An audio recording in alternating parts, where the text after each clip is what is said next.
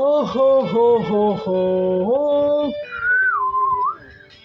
Oh, ku punya seorang sahabat, nama dia Hagemau. Tapi bukan Hagemau Hakeda, melainkan Hagemau Uzumaki. Ya, itu nama dia yang asli di Jepun, yang dia pindah ke Malaysia selepas bercerai. Ku tanya kenapa dia bercerai padahal dia ada anak bini. Oh. Rupa-rupanya bini dia sangat keras kepala layan orang bekas cinta pertama cahaya bulan dia.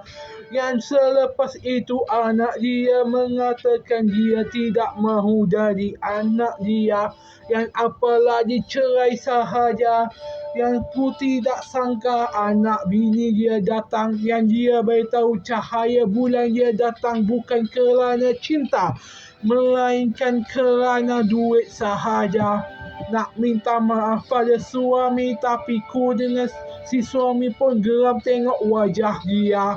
Yang kami pun halau dia pergi bersama dengan anak itu. Yang ku tidak sangka selepas datang sini Hagemau buat apa? Dia pun bukalah bisnes dia, iaitu kedai sushi. Tapi ku tertanya macam mana dia boleh buka padahal belum dapat warga kelayatan.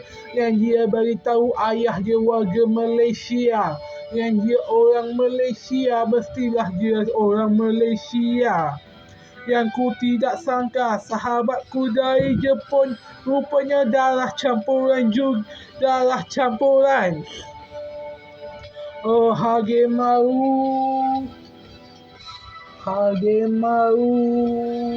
Uzumaki. Hagemau Uzumaki memang menarik sekali kedai sushi dia. Aku tertanya-tanya kenapa dia tukar nama kepada Uzumaki.